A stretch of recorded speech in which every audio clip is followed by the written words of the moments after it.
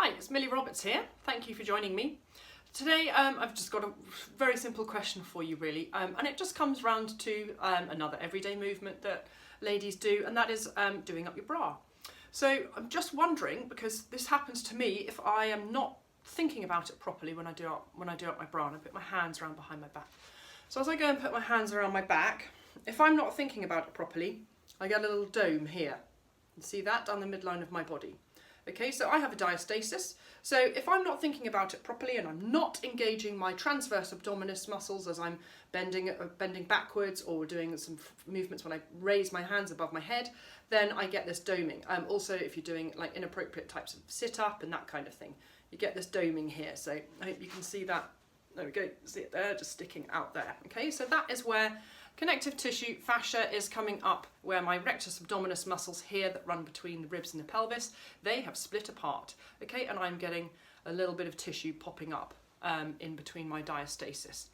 Now, if that means that the pressure inside my intra-abdominal cavity here is too high and the tissue needs to go somewhere.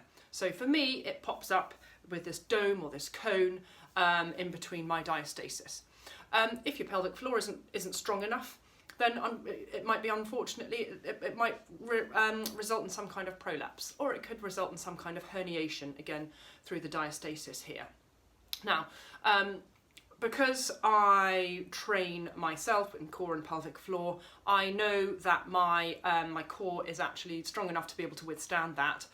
However, what that means is that I have not engaged my transverse abdominis muscles here when I have reached my hands around my back, and that is why that doming has occurred, because I have not engaged the deep abdominal layer of muscle.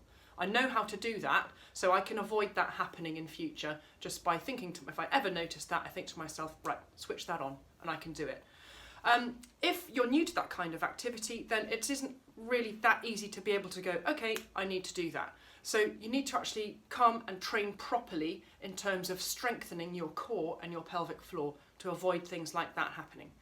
If you've got any questions about anything like that, please do get in touch. I'd be really happy to chat to you, to answer questions, etc. But in the meantime, thank you very much for listening, and I hope to see you very soon.